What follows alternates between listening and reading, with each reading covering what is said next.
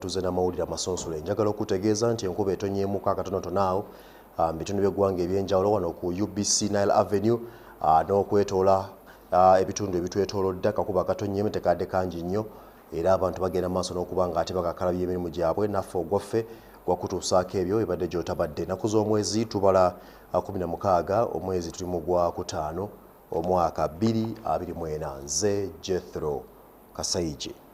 Ntandise n'ababala abantu ku myalo e Masaka abaweereddwa gambutsi okusobola okutuuka ku buli muntu ku myalo gino. Kino kiddiridde ennyanja Nalubala okubooga olw'amazzi teganjaala buli wamu, ekintu ekibadde kitaataaganya enteekateeka y'abali ku mulimu gw'okubala abantu n'ebyabwe n'abo balina okusinkana mu maka gaabwe. Mboozi zaffe ez'enjawulo tuzze tukulaga buti ennyanja Nalubale bwebooze, ekintu ekyaviirako amazzi okwanjalira mu bitundu ebiriraanyeewo naddala emyalo. Okwanjala kw'amazzi kuno kutataganyiza ebikolebwa mu bitundu ebitali bimu, ekyaviirako n'abamu ku bawangalira ku myalo gino okusenguka okulaba nga byetegula ekibabo. Abali ku mulimu gw'okubala bannayuganda n'ebyabwe bamu ku basinze okutataganyizibwa olw'embeera y'obudde ku myalo, era emyalo egisinga bangi tebannaba kubalibwa. Abavunaanyizibwa ku gw'okubala abantu ku mwalo e Lambu nga bakulembeddwamu Jimmy Ntesibe batubuulidde okusoomooza bwe bali mu kiseera kino anti bangi ku balina okubala bafuuse dda momboze mu nsi yaabwe. Ekizibu ekiriwo amazzi gatutaataaganyiza okubala abantu, amazzi gabatataaganyizza bwe bakolera mapping ng'ali ku nnyumba eno genda otuukawo ng'ate ali wala nammwe amazzi gennyini mugalabye amazzi mangi. Kati n'ekirala ekiri amazzi tuyita mu mazzi, abantu bali mu mazzi basula mu mazzi okutuuka mu nju y'omuntu ng'amazzi meereere. Banira batubuulidde nti ng'ogyeko amazzi okubakosa abakyala ku mwalo guno tebagala kwogera bibakwatako naddala enzala ze balina wamu n'emyaka. Ffeeno ekizibu kye tusanze abantu beeno babuuza ebibuuzo ddala ng'abakyala, n'omubuuza wali ozaddeko n'akubuuza omubuuza byaki, n'omubuuza abaana abaafa balinga bameka n'agamba baagaza ki, mwagala kubba bululu. Waliwo abatuuze abasabye gavumenti yeekenneenye okusomoozebwa bwe bayita n'oluvannyuma ebongeza ennaku z'okubabalirako. Abamu basenguse abalala tebannasenguka. Kino kitaataaganya ababala okumanya omuwendo gw'abantu omutuufu mu kintu eyongereyo ennaku, kubanga ababala basanga ekizibu nti abantu be babala bayigge kubanga omuwendo gw'abantu ogumu basenguse abalala tebannasenguka, naye bwe kyongezebwayo ennaku kijja kutuyamba okufuna omudenga 15 naye ng'abantu abo tusanze obuzibu mu bantu baffe ababala bambi bafunye okusomoozebwa kw'amaanyi. Babala abantu abatambula omusanga wano ng'agenda te n'omusanga ng'akomaawo naye ng'ate ayagala okumubala ki babadde balina ekirungi ku mwalo abantu babadde bamateku n'okubamala kubanga akati bannaye embeera gye tulimu si nnungi wadde akatono bwe kati tuli mu kubonaabona amazzi gatuli kubi gira ddala ennyanja amazzi gakozeseza nnyonnyonnyonnyonyo abawugusi okubala abantu kubanga tebalina abantu mubayite mayumba gaabwe balina bwe bagenda kuyita ennyanja wonna yakoze. Avunaanyizibwa ku by'okubala abantu mu disitulikiti y'e Masaka Vincent Lukyamuzi atutegeezezza nti olw'ebisoomoozo ebingi ku myalo kwe kusalawo bawa abantu abali mu kukola omulimu gw'okubala ebikozesebwa omuli gambootsiko ne gloves okulaba ng'enteekateeka egenda mu maaso obukwaku. Ejja abantu ba displaced netugezezaako okolagana n'abaana baffe ababala ebigenda abantu bonna babalibwa yadde bali mu mbeera y'okubudaabuda bw'amazzi agabatuuseeko, era abaana baffe abali mu bifo ebyo ebitayitikibwamu ebikalubyemu twawaddemu ebintu by'enkizo nga boots, era bonna bamaze ozifuna twali bali muzigaba bazitutte ba supervisors. Ono era ategeezezza nga waliwo omusajja yakwatiddwa oluvannyuma lw'okugirayo ababala ejjambiya. Bunga omuntu amusalidde mu kukomera kubanga munyumena byatuuseeyo najjayo ejjambiya omukisatiisa finally nga zino kyakukola nga tulina kutegeezako poliisi era nemuteeka mu kukomera. Joseph Kiwanuka yakusakidde bino. Kale kakati leero lwe lunaku olw'omusanvu bukyanga gavumenti etandika enteekateeka ey'okubala bannayuganda n'ebyabwe mu disitulikiti y'e Busia. Ategeezeddwa nti buli olukya omuwendo gw'ababala wamu n'abalibwa gweyongera ekintu ekiwa essuubi nti oba oli awo mu nnaku esigaddeyo zonna omulimu gwakuggwa. Busia District erina amagomola 20 Division 2 Town Council 4 era abakungu bwa mu kitongole ky'ebalo mu ggwanga bakakafu nti ebbanga eryateekebwawo erinaggweerako ebiruubirirwa binaabeera bituukiriziddwa.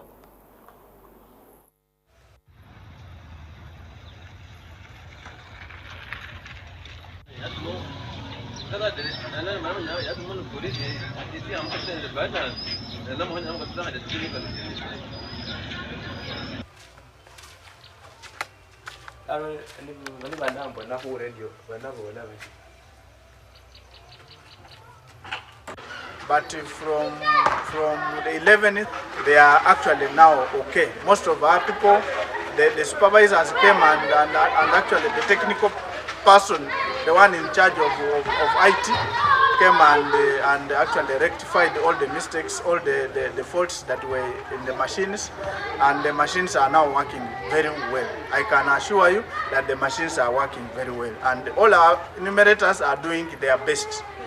The other thing also is that the coverage is too big. Actually, when they were mapping out to areas for this exercise, there are many households that were left out, which were not captured.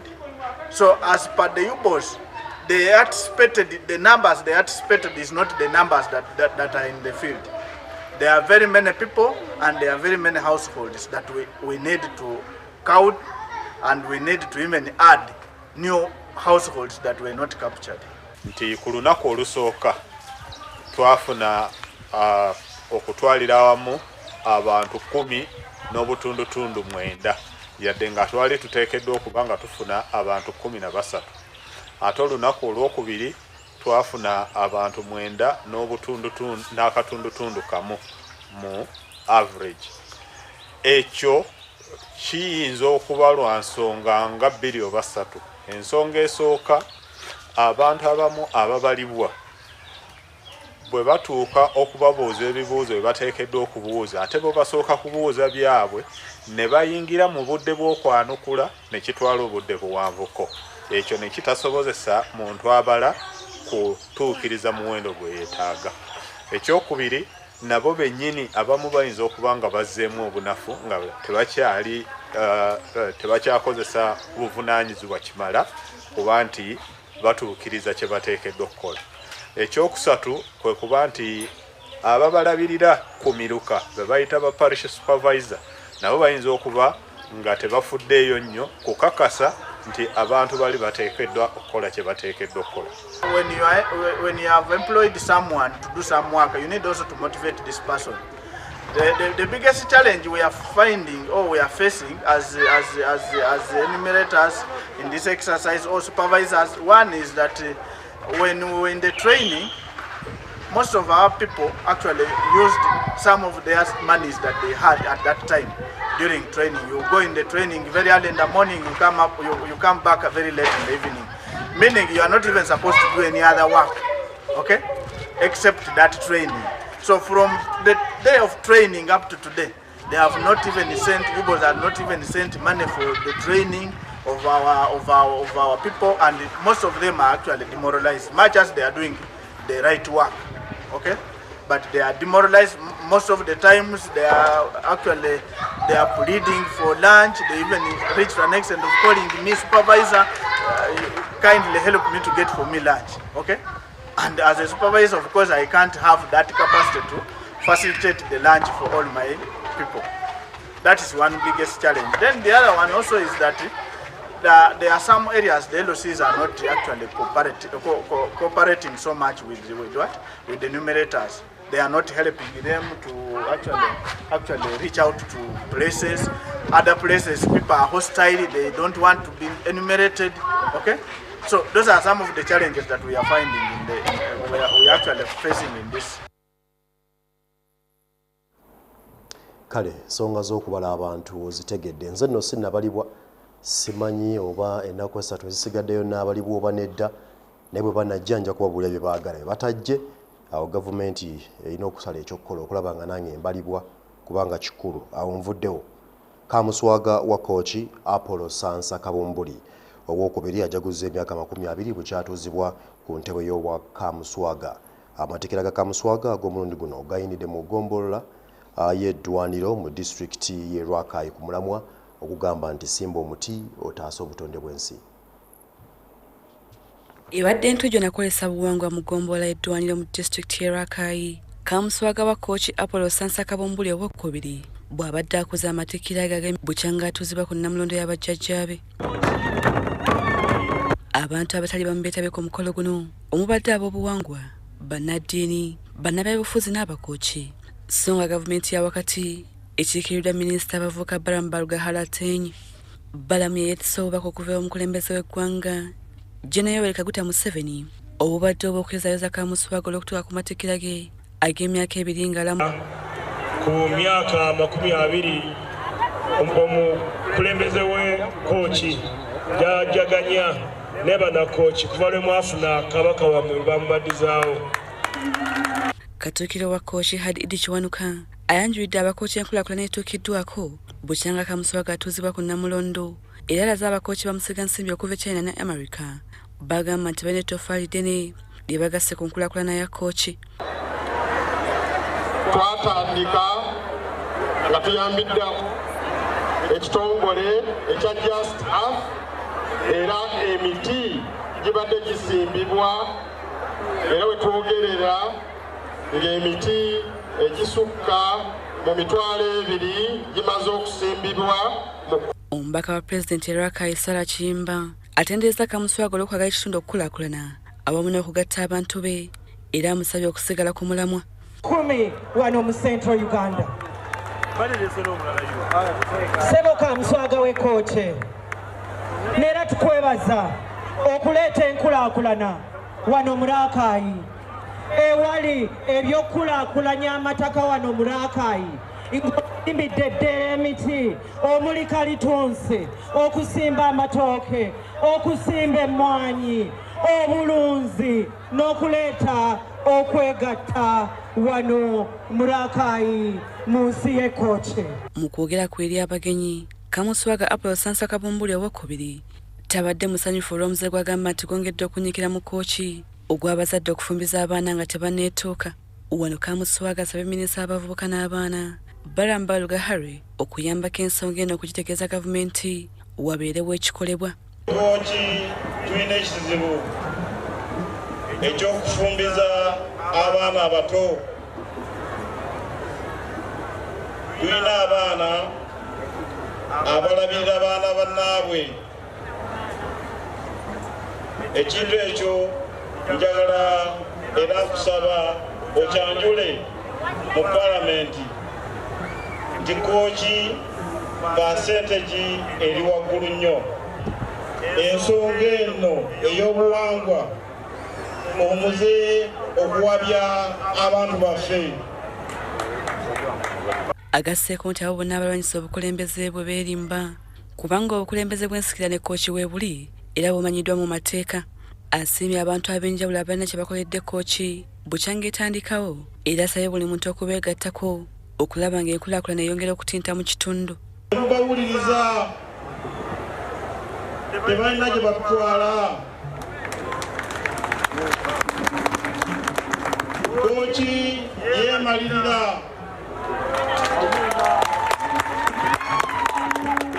Kooki emanyikiddwa gavumenti.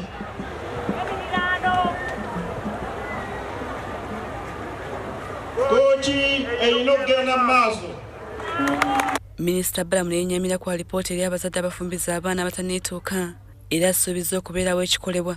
Balamu n'asaba abantu okujjumbira enteekateeka za gavumenti ez'okwekulaakulanya zagamba nti zigendereddemu okulaba nga bagaziya ku nnyingiza yaabwe. Amasomero ga UPE mweyambise amasomero ga UCE abaana basome, abaana bagende basome basobole okubajjula nga batuuse ng'ekiseera kituuse. Namwe abaana mbakubiriza mudduke abasajja abakulu wakutawanya kubira DPC w'e Rwakayi akuyambeko. DPC waba ali wala tulina ab'amagomba. Kiwanuka Joseph yakusakidde bino.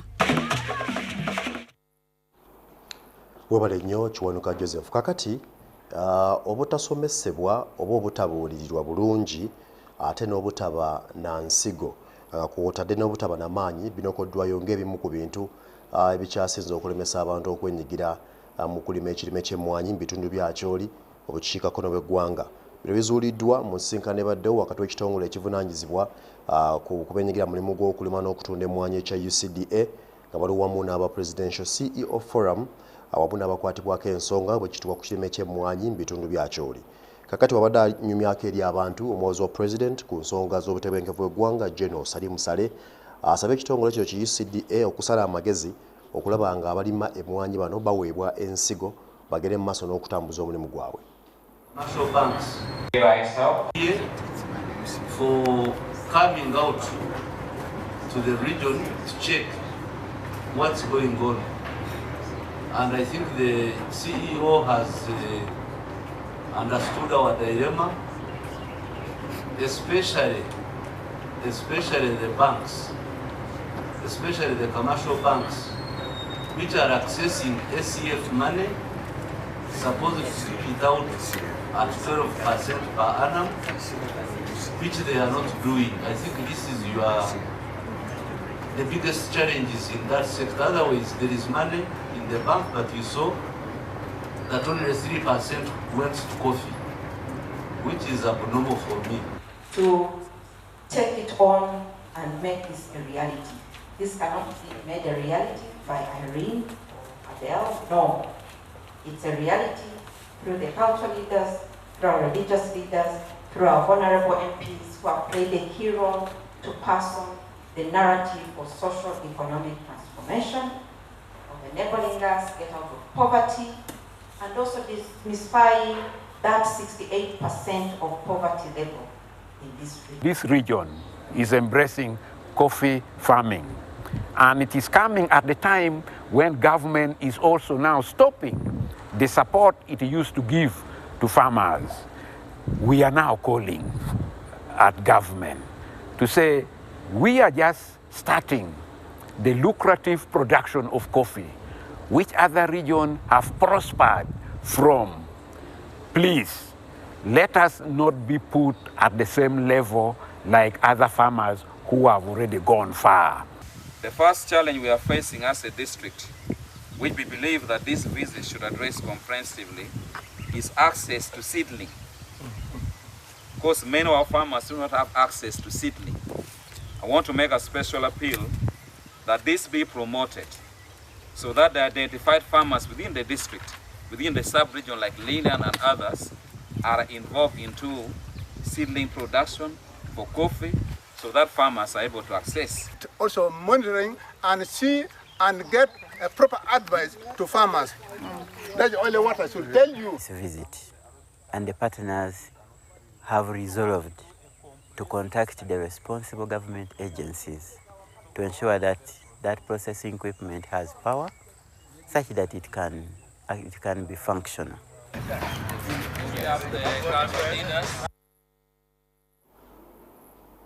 Bwe tweyongerayo abakugu mu bitundu ebyenjawulo abalwanirizi b'eddembe abaka ba Parliament wamu n'abawi b'amagezi ku nsonga z'embeera y'obudde abaagala abakyala ko n'abavubuka basoosowazibwe mu by'obuyiiya ebiyinza okukuuma embeera y'obudde awatali kutaataaganyizibwa.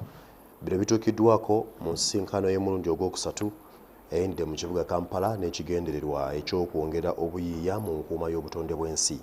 Olukuŋŋaana luno lwetabiddwamu Minisita omubeezi ow'obutonde bw'ensi Beatrice Atim Anywar, Minisita omubeezi w'ebyensimbi ku nsonga ya musigansimbi Evelyn Anite n'abalala nga bano baagala amaanyi gongerwe mu kumanyisa bannayuganda enkuuma n'enkwata y'obutonde bw'ensi. Convening women in climate change conferences serves as a crucial platform to amplifying the voices and contributions of women and addressing complex challenges of climate change. Focusing on innovation and financing for women-led and youth-led action is paramount for several reasons. One is that women and youth constitute a significant portion of our population in Uganda, and empowering them as leaders and entrepreneurs in the green economy can drive inclusive and equitable growth. Two, these groups often face barriers to accessing finances and the resources for their initiatives, despite their proportional potential to catalyze the transformative change. Last month, we lost lives in southwestern Uganda. I just mentioned it, when the mudslide buried some homes. Currently, the water levels in Lake Victoria are rising. This information was given us to Cabinet. What I do recall is that the water levels have gone to unprecedented levels, over and above what used to happen. Now it has gone to 13.48, and they anticipate that it's even going to be higher. And we anticipate that many more lives are going to be lost if we actually don't come up with aggressive measures of protecting and moving away the settlements around the Lake Victoria shores. Now, the people who go there deliberately, I just want to ask if you have somebody that you know, just warn them that the water levels of Lake Victoria water levels are rising extremely on a terrific speed, and sooner than later it is going to flood, and we will lose them if we do not actually do something. And I want to thank government that we did practical things.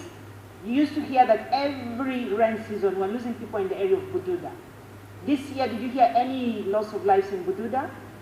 No. And why? Because government took a deliberate measure of buying an alternative land and moving all these people away from that settlement and settle them in other alternative places. Women sometimes miss out because they are not in the bar talking to the other men that just came to work, that might be sharing all these things together, because they might be home taking care of their children, their family, or having other obligations. So this is a bit the origin of how we are here today. In 2022, I think, we had our first event, and it was not as well attended as today. We had to ask people to come. Even though, in our opinion, it was such an important topic, somehow it wasn't living. Last year, we had our second event. It was very well attended at MOOPS. Thank you again, MOOPS, for hosting us last year. Very, very well attended. We expanded also the number of activities. We had a lot of pre-activities, walks, seminars. The symposium took place last year at MOOPS. And this year, we had to reject people, as I said.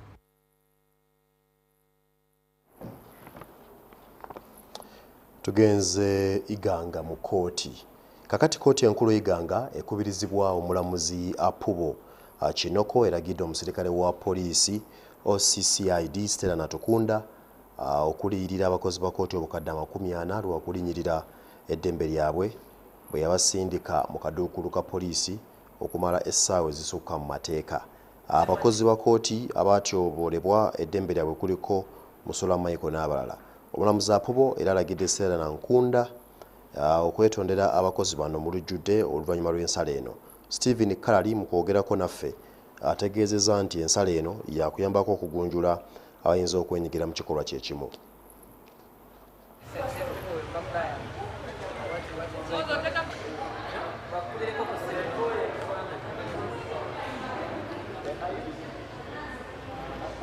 Kooti emulagidde nti okusinziira ku weeyatyobola eddembe ly'omuntu ate nga ssemateeka n'etteeka lye bayita Human Rights Enforcement Act livumirira omuntu yenna omukozi wa gavumenti oba omuntu ssekinnoomu okutyobola eddembe lya munne. Kooti emulagidde aliyirwe oba atangizibwe $40,000 ng'aliyirira bakirayanti bafu olw'ekiseera kye yabasiba n'abalemesa n'okukola emirimu gyabwe. Kooti neeyongerako n'egaba n'amagoba oba interest ku $40,000 ge awards.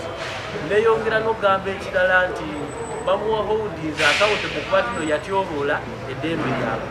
Kino kye kitegeeza kiri nti mukyala Nakunda State nga OCCID Namutumba alina okumiitinga kooti byemugamba, alina osasula bakiranti bange ssente zino $1,000,000. Bwagaana okwomulayi nga tujja kuddayo ku kooti tusabe ekibaluwa kye bakudu oba warrant of arrest. Mu mateeka mu sivo tusobola okuba nti no bw'aba tabisasudde bamutwala mu sivo prison. Oba ekyo bwe kigaana ayina ebintu tusobola okwataakinga mmotoka ye, nnyumba ye, ttaka lye ne tubitunda ne tusobola okuba nti no tubikavalinga essente kooti zeemulagidde okuliwa. Ekiri ekirala bw'asalawo okwapiinga oba okujulira ffe ne tuyina buzibu. Ffenna twasoma amateeka era yabadde ne balooya naffe tuli balooya. Tuli twewaddeyo okuba nti no tuyimirira ku kituufu ne mu kujulira bwera tulage kooti engeri gye yeeyisaamu nga mukyala dakimpadde ng'akola by'ayagala tagoberera ssemateeka. Ffe okusalawo kwa kooti tukusanyukidde era tukwaniriza lwawaawo yadde waliwo kyatatuwadde kye twali tusabye nti omusirikale ono kooti ewe oda nti tasaana nakuddamu kwambala yunifoomu ya poliisi.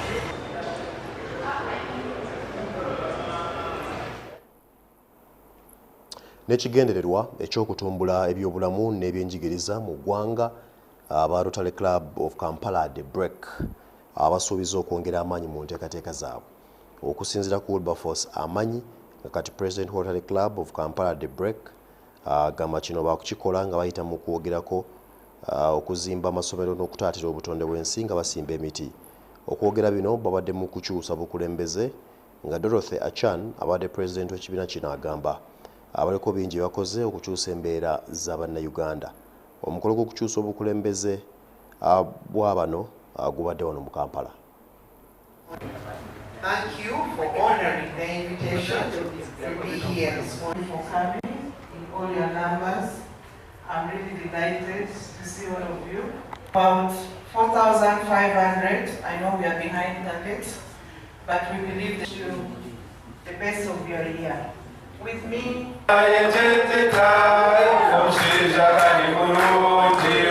Tutunuulira biki ebyo ebikwata ku bantu baffe, gamba nga ebyobutonde, gamba nga ebyobulamu, ebyenjigiriza, emirembe y'abantu, enkolagana y'abantu. In urban life, the problems we have, ebizibu bye tulina bikwatagana kwabo abali mu bitundu eby'omujjuzo. So byebyo tujja kugenda nga tutunuulira nga tulaba engeri gye tukwatagana n'abantu baffe ffe nga Rotarians ku mutima tukwatibwa ku bantu aba batali bulungi. Tumanyi nti waliwo abo abatali bulungi okusinga ate ffe tubeera bagagga ku mutima so si bagagga mu bintu just. Olw'ekyo twatandiseko ate ekyo tekigendako tujja kugenda mu maaso nga tukola ki nga tukitambuza mu maaso naddala nga tukwatagana na centers ezo zetukolagana nazo etumaking sure nti emiti gyaffe n'emito giyiga ebintu eby'obutonde nga bakyali bato, kubanga bwe bayibiyiga nga bakyali bato kitegeeza nti bwe baba bakuze bajja kukola ebyo bye bakoze ki. So tufa nnyo ku miti eyo emito ne tugisapootinga naddala mu bitundu ebyo ebitali bulungi ne tulaba nti bafunye ebyenjigiriza ebirungi. Tugezezaako okukolagana ne bapatanazi baffe ne tuteekako early childhood centers mu ggwanga lyonna kumpi eziwera mu 19 nga tutunulira communities ezo ezeetaaga okuyambibwa. Then I also have some projects like palliative care, which we're supposed to partner with palliative care units to build a home for cancer patients in Mbarara. So this is something the incoming president should take up seriously to ensure that this takes off. Then I also have another plot of land which was donated to us in Kapeka, and the donor is requesting we put a hospital, and this, if it's done, it will also support the community in that place. So there is a lot he has to take on. Our district, we expect the market team, the stable, the magician to do better and go better team. And that's how it's supposed to be, it is standard. So I want to wish you the best of luck as we continue to create magic in the world. And allow me to organize my kale Amasunsule gakyagera mu maaso kakati embaala eyo akawungezeko eggulo enkuba yatonnye mu ddakiika 5 amasomero 5 ne gakosebwa era nga amasomero agakoseddwa kwabaddeko Nkoma SS ne Wambaale era nga ebizimbe bisinga wenjogera biri ku ttaka wabula okusinziira ku mukulu w'essomero eryo erya Wambaale omukulu Steve agambye nti computer lab gye batereka ebyuma ebyo ebya computer bikalimagezi biri ku ttaka n'ebizimbe ebirala kakati bakubidde gavumenti omulanga okulaba nga ate gye bataase mu mbeera gye balimu. Is not supposed to be here. It is for the other room, the computer lab. It was blown off from the other side just to be deposited here. In fact, it was still raining when we were at the administration block there. we just had the roof running. We were shocked. The wind had to affect our 2 buildings. This one behind us is the story building. It accommodates 9 classrooms. The roof was blown off, and the roof is now at Mbale High School.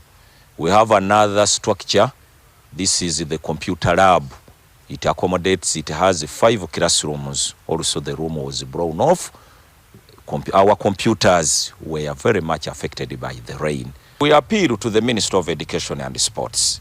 The truth is the roofs have been blown off. But when the term begins, our students have to resume classes, and we want the structures. So an immediate solution has to be sought very fast. We received the heavy rains accompanied with the heavy storms that came and destroyed our buildings, ripped off by the wind, and the roof was thrown into our school, heavily landing on our building that is just behind me. That building is a computer lab. It was hit heavily, and the roof, as you can see, was destroyed, and the water poured into the computer room, and 65 computers were destroyed. And as we implement competence-based curriculum, we need computers as much as possible. So we are devastated as a school. We've been hit, and this is a setback for us as we prepare to open. So my appeal to the Ministry of Education and Sports is to come to our rescue. We see to it that once this one has been affected, even the children's learning will also be affected. So we are asking that government comes to the rescue of this particular school so that the learning can continue. Kale sigenda kusukawo njagala okwebaza okuba nga tambudde ffenna amawulire ag'enkizokussatu gajja kubaawo ekiro ku ssaawa 3 zennyini ez'ekiro. Nze kennyini nja gatuulamu okutegeeza ensonga nga bwe ziraba zitambudde. Programu ejja munyenye ya mizannyo ekiro ekikeza leero maani munnange yeevuddemu awo neekuba Newcastle zaabadde 3-2 naye maama ekyakola amawulire simanyi gye binaggwera. Nze Jethro Kasaigi kusiibudde.